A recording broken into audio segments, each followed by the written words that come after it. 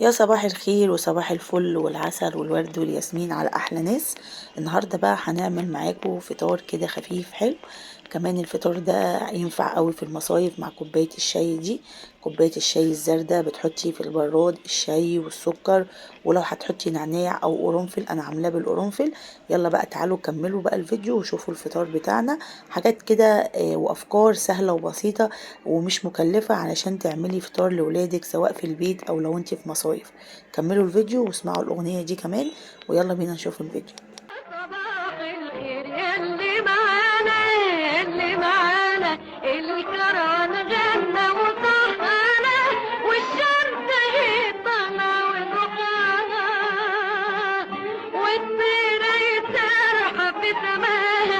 يلا معاها يلا معاها يلا معاها، يا صباح الخير يلي معانا يلي معانا.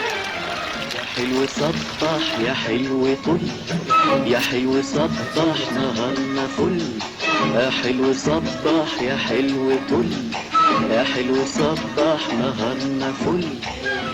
إذاعة الشرق الأوسط من القاهرة ساعتنا 6:21 دقيقة. صباح الخير.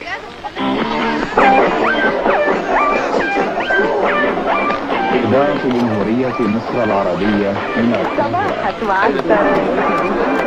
بنفتح نزهر.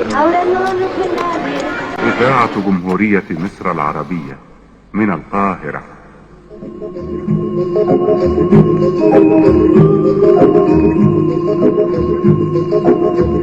من حديقة الشعر والكلمات أقدم لكم قطرات الندى، لمحة شاعرة نقدمها لكم كل صباح.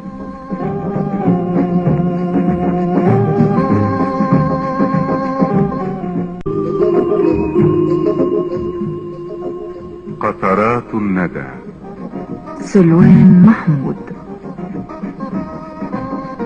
الأوسط من القاهرة.